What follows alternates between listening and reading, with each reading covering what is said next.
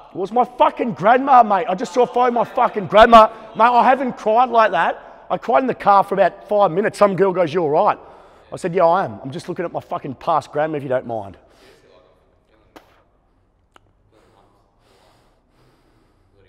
My poor grandma.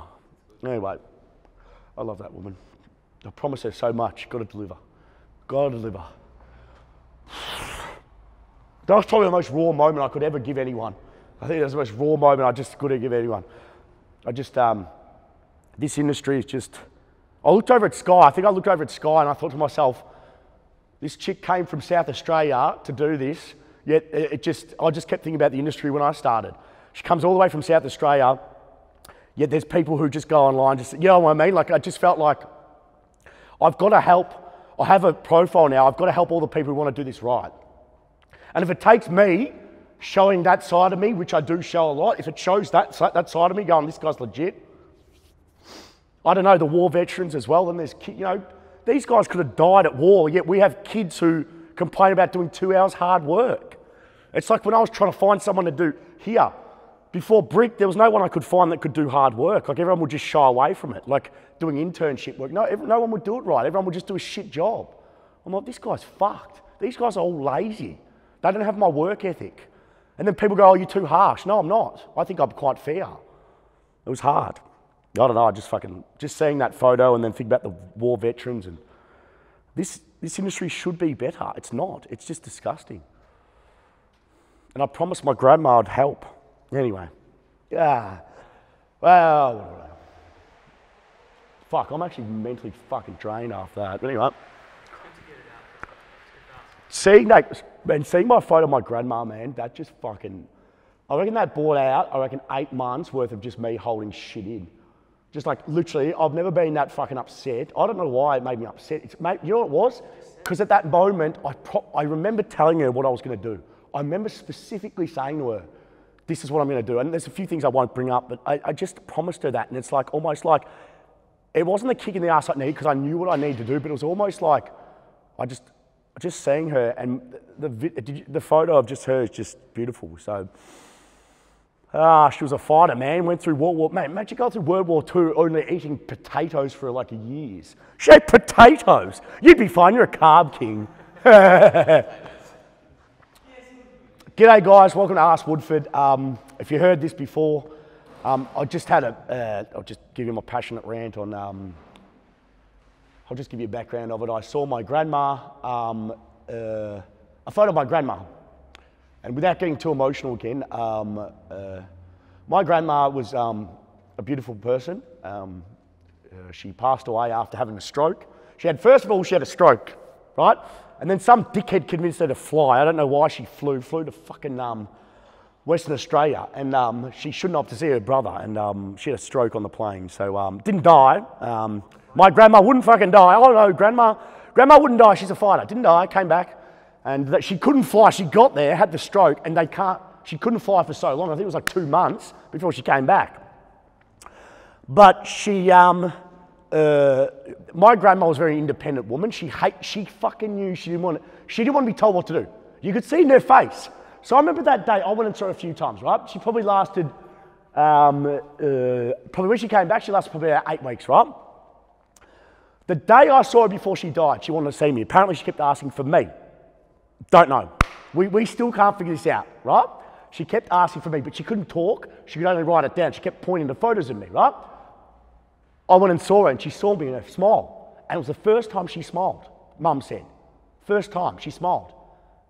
I don't know why, but like, I kept looking at her, she kept smiling at me and just hugging me. After that moment I saw her, I whispered in her ear a few things. I told her what I was going to do. And when I say something, I have to do it, right? And I whispered in her ear, she smiled at me and looked at me, and she just went like this. And I remember looking at her, and then she went back to sleep. She wouldn't eat after that.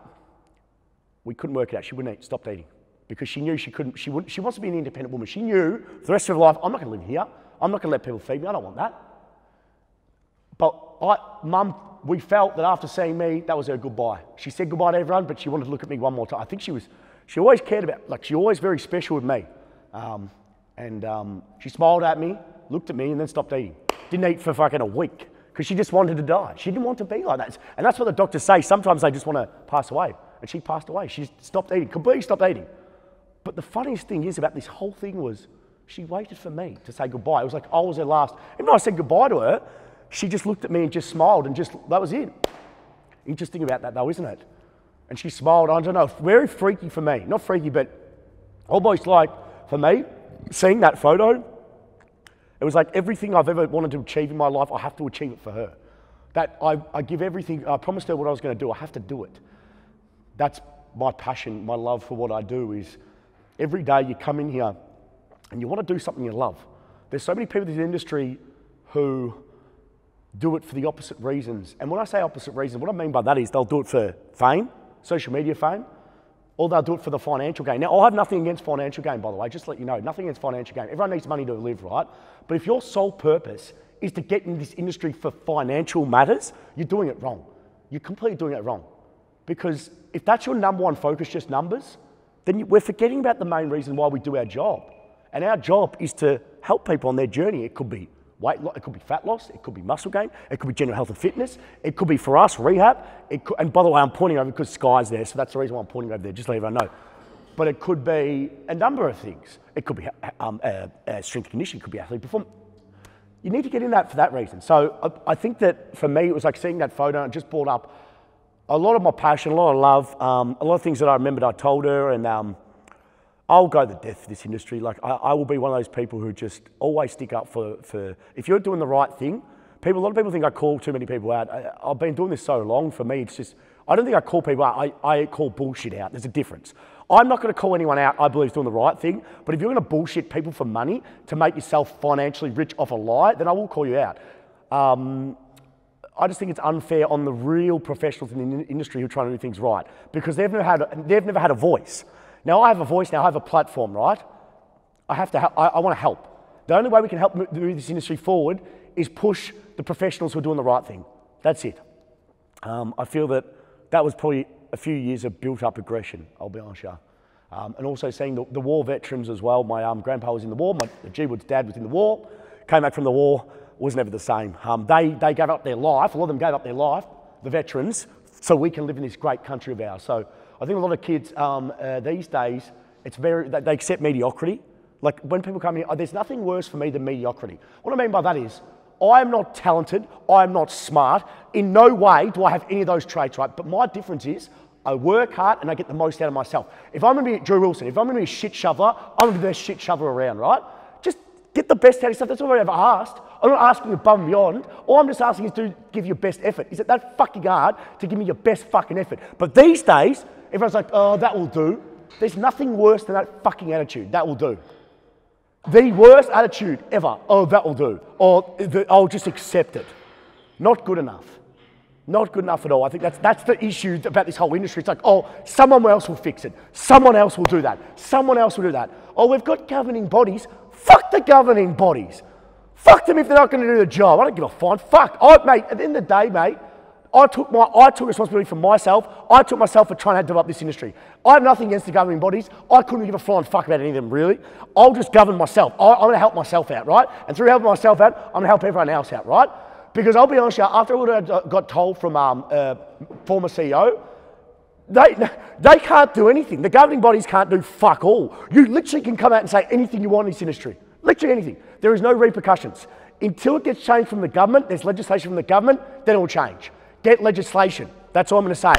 And when I say fuck the governing bodies, nothing against them, I'll tell you that. But once again, take responsibility for yourself, raise the standard. They ain't going to help you, do it yourself. Question, let's do it. Chevy Edwards. Christian, I was wondering, what is the pathway to becoming a strength and conditioning coach and working your way up to the professional level like AFL, NFL coaching? Yep, okay. Listen, you have to understand at the professional sport level, in Australia, I'm going to talk about in Australia specifically, a lot of the time it's not what you know, it's who you know. Okay, understand that politics plays a big role, a lot of politics in that, hence why I did the private sector is because I'm my own boss, I hate telling what to do, and I don't like people owning me, like using shit over me for money. There's nothing worse you can do that crap for. So I run my own show. Once you get those levels, it's more about who you know. Not saying there's no good performance coach. There's some very good coaches in pro sport. There's a few of them who live off other people's names, or they've been there too long in Australia. They've just kind of been recycled. The best way I'll probably suggest is get an undergrad degree in exercise science, and then start fucking getting your hands dirty and start coaching and applying that knowledge, regardless of whatever level.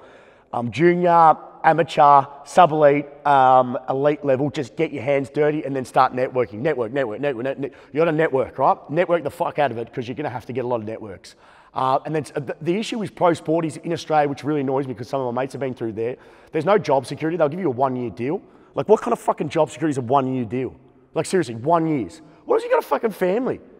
1 year. That's how much respect they have for the strength and conditioning coach. It's fucked.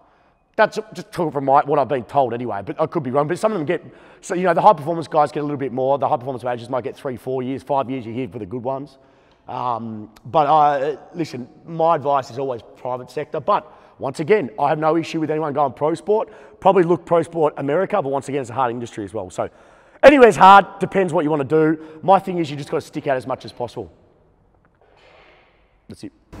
Brian Ting, I was wondering your thoughts on clinical exercise physiology profession as a whole. Yep. What have you heard from people that you know are accredited exercise physiologists? Yep. What are the good and bad parts about it? How can we raise the standard of it? Oh man, it's a cooked, listen, I'll be honest, I've mentored physiologists. It's fucked, because you're going to have, listen, physiologist is a hard one, right?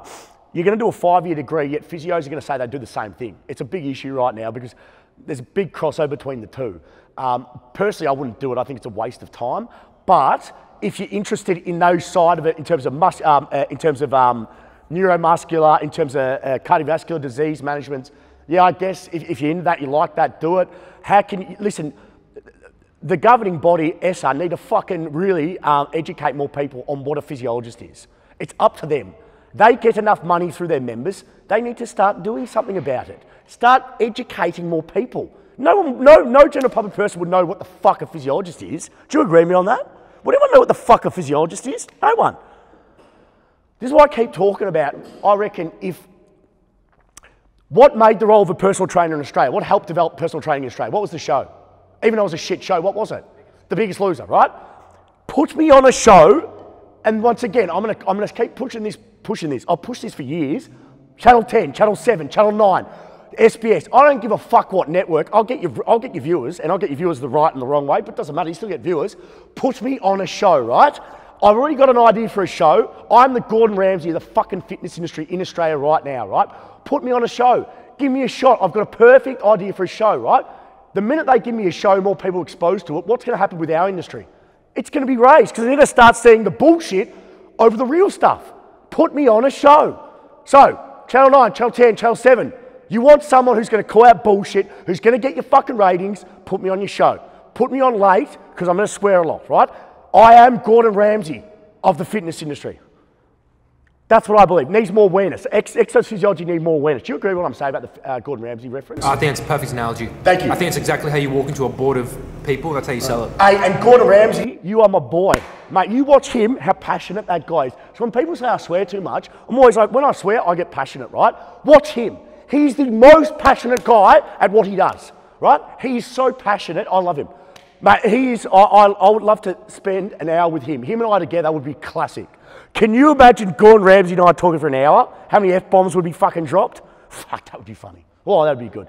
Anyway, exercise physiology needs more awareness. A lot more awareness, raising the standard so people know what a physiologist is. Because right now, who's the first person they'll go see? Physiotherapist. Physiotherapist, everyone knows who a physio is. Nothing against physio as well. Don't get butthurt about it. Jacob Sinclair. Yeah. Oh, fuck, Jake. Yeah, something. I've just finished my first year exercise science degree at uni. What do you recommend being the next step from here career-wise? What do you say, first year exercise science? Yep. Jacob Sinclair used to train with us under JP Couchy. He's a young kid. I'm glad I could inspire you to exercise science, kid. So good on you. You took the chance. Well done. Start applying it, mate. Go to your local football club. Start applying it for your warm-ups, your recoveries, strength and power program, nutrition, all this stuff. Start actually applying your knowledge a little bit. It doesn't have to be a lot. It doesn't have to be like huge like that. But you could start applying it. Maybe go to a local gym that doesn't charge you rent. Start shadowing, start seeing what they do, but make sure you do your research. You know, a lot of gyms you go to, you get some fuckwit who's got no idea what they're doing. Start actively researching. Like, I talk to clients all the time about this. Do your fucking research. You're paying them money. It's like almost like, are you kidding? It's like, I'll just take this guy who looks really good on social media or he does these real cool movements. Ask them, what are their qualifications? What are their philosophies? What do they believe in? Show me the results they've got with their former clients. Why don't people, anyway, start doing your research. And that's the same for you, Jacob. Do your research on these guys. And don't message me, Jacob, because no, it's not going to happen. It's not going to happen. Nothing bad, Jacob, I just got no time. Yes? Yeah, we've got a question revisiting your thoughts on CrossFit. No, for fuck's sake. When you talk about training hard and how anyone can work, what are your thoughts on CrossFit today?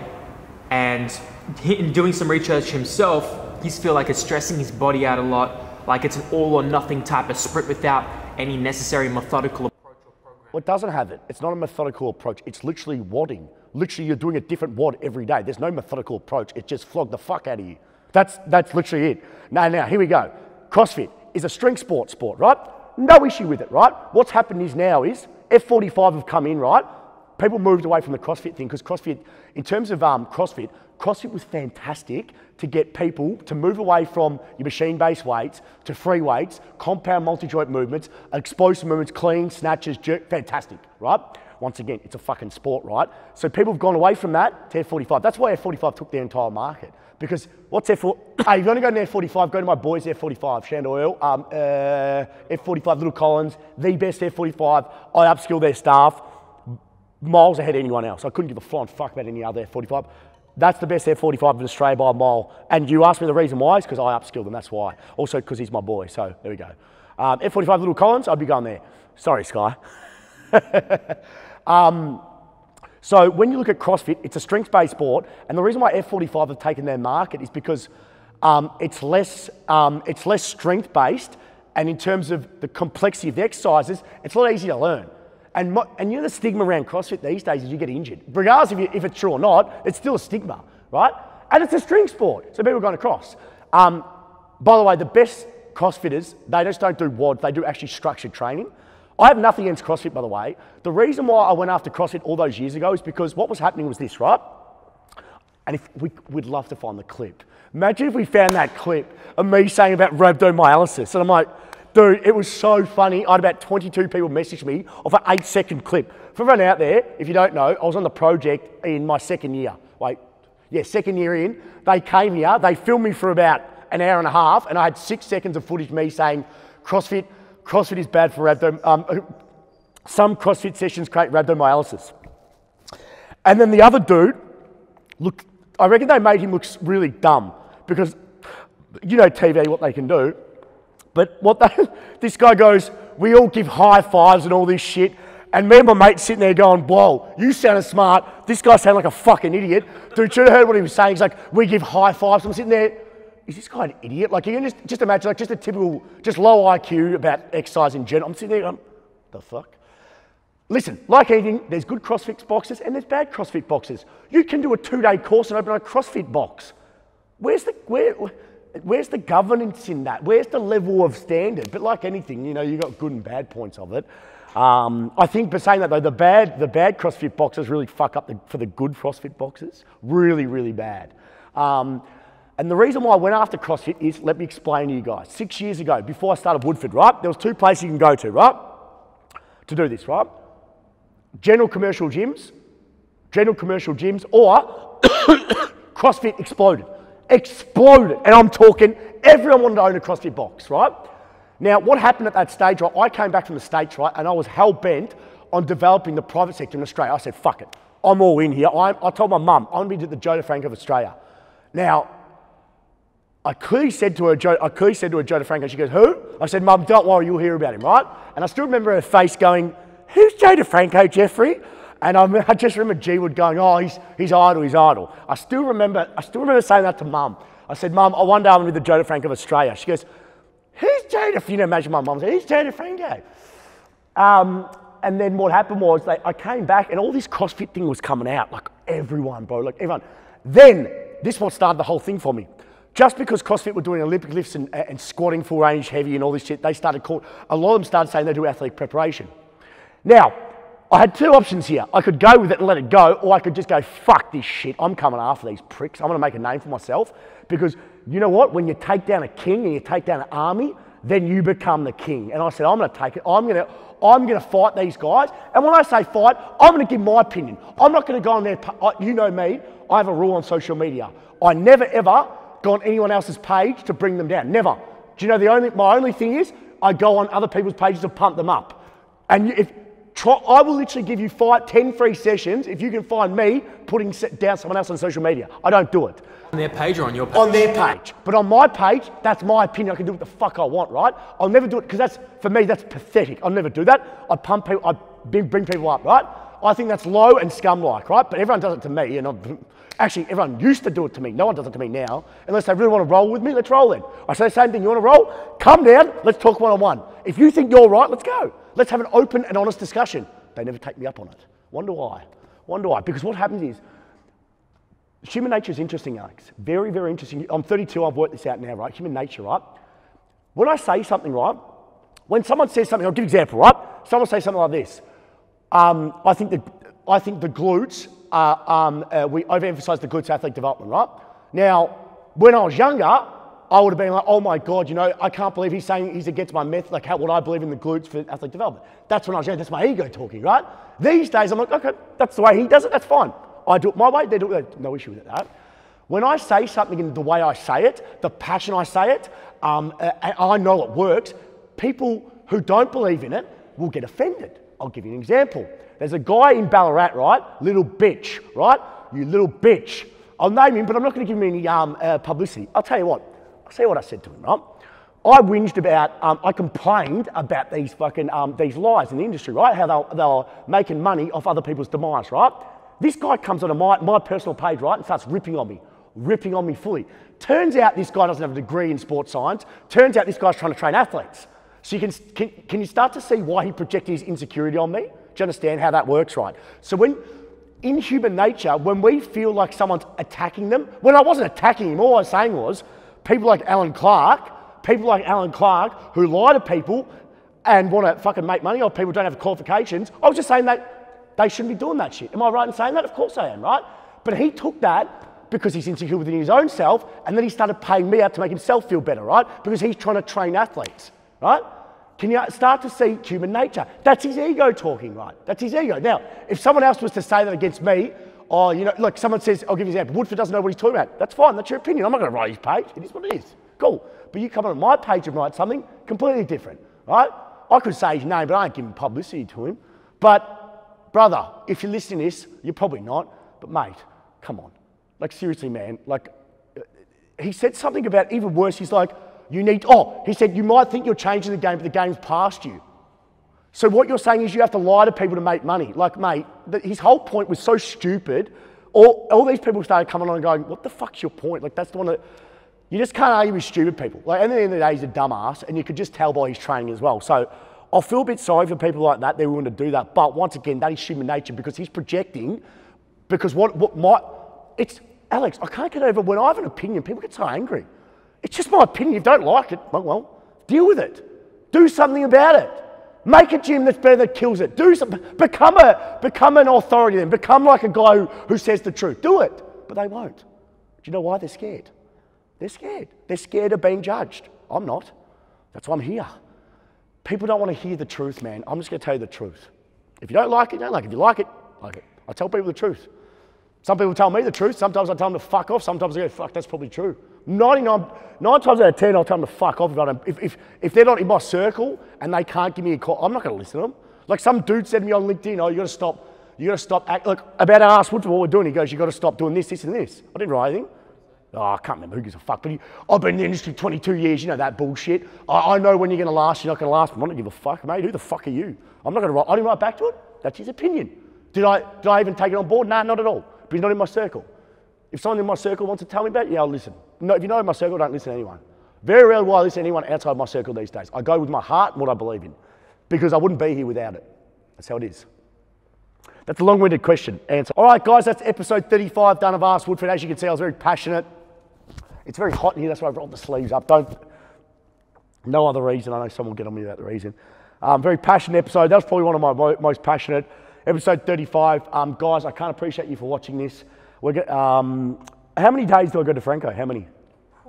22. 21 days till I've seen DeFranco and my life goes full circle. So, guys, get ready. December 10, baby. I'm going to bring it to America. I'm coming after this. 7 years next year, 2019. I've got the noose off my neck, hopefully, and we're going to go after it. 2019 is my year. Make it happen. And once again, if anyone who is watching Channel 10, Channel 7, Channel 9, or even SBS, any channel, listen, put me on your show, give me ratings, because I'll give you ratings. I've got an idea for a TV show. I'll keep pushing out there every year. 32, 33 next year. Time to change the game. Thanks, guys, for watching episode 32 of Ask. 35. Oh, shit. 35 of Ask Woodford. Thanks, guys.